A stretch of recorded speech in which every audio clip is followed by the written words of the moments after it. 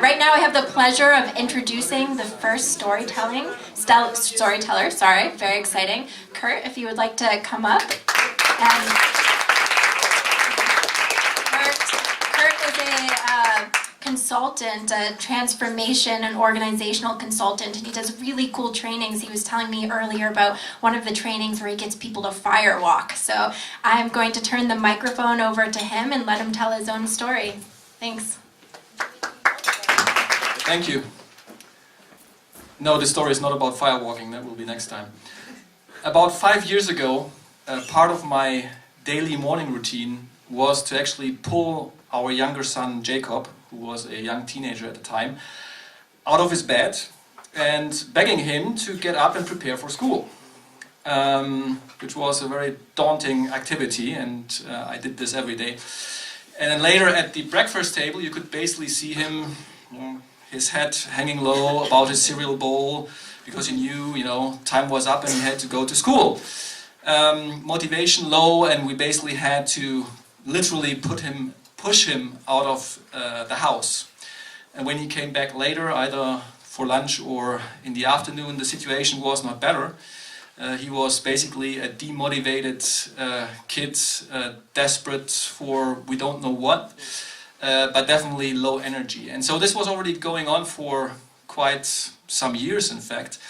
And we remembered, my wife Rebecca and I, that he actually was a very happy camper. He was a happy camper. He was a happy kid. He had a happy childhood. And after years in the public school system, this all changed.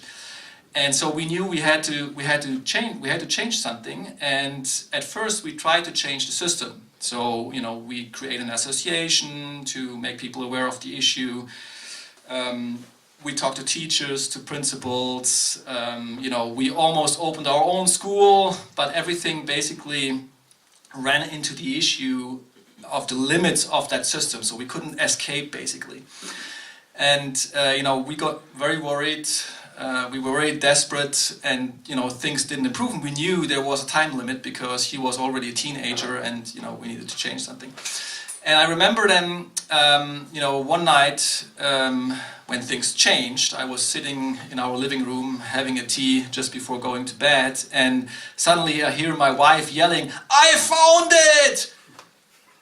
So I went to her and I asked her, "So what did you find?" She said, "I found the school that does exactly what we're looking for." And so my heart was jumping and saying, "Yes, that's it. It's the relief. It's the thing that gets us further."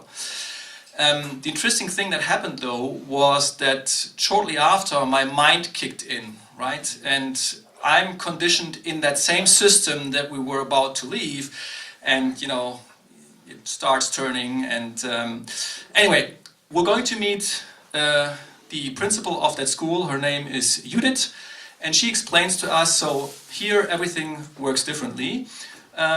It's solely based on intrinsic motivation, and pupils set their own goals, they decide what they want to do, etc. And she goes on, and my mind turns and red lights come on, and signals and everything. And so I asked her a question. I said, "Judith, we're in the process of naturalization in Switzerland." I'm from Germany originally.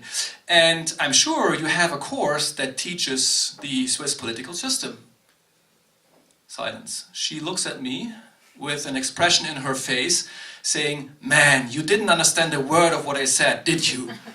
And so she turns to me and says, "Well, if Jacob wants to learn this, sure." So even more red lights go on in my head. And I say, "Well, wait, what do you mean? This is like open bar or what is this?" And so she said, years ago when my younger daughter was the age of Jacob, she didn't want to learn any French. And she approached the end of that school and then wanted to switch to college. But for college, she needed French. And she was so motivated to go to college that within 6 months, she basically caught up the French of 5 years of school. And so, my mind was released. My heart already knew it was the right thing to do. So we sent him to that school. And immediately things changed. In the morning, he got up himself. made himself breakfast, left for a 1-hour 15 ride with a train to the school, so it was not just like next door, and then back in the evening.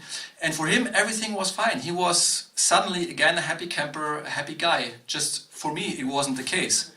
And that's basically because I had that struggle between my heart saying, my God, you know, we have managed to find something that really, you know, can change his life. And my mind, you know, that has all these filters in it from my past experience saying, well, this can't really work. Is he really, you know, learning something for life? You know, is that not kind of jeopardizing his future? You know, and in fact, then I was looking for external support, which I didn't get. You know, people would tell us, you know, you're irresponsible, you're getting in the way of the future of your son, you know, you should basically stop all of that and, you know, don't do it. And so what I learned during this period is basically two things. One is, if you leap far and you're able to reconcile your mind and your heart, or your soul if you wish, you know, you can land safely, which we did. And the second thing is, intrinsic motivation comes when you find your life purpose and you're able to realize that life purpose. My son is today in an acting school in Stuttgart, Germany, and he's doing what he always wanted to do, becoming an actor.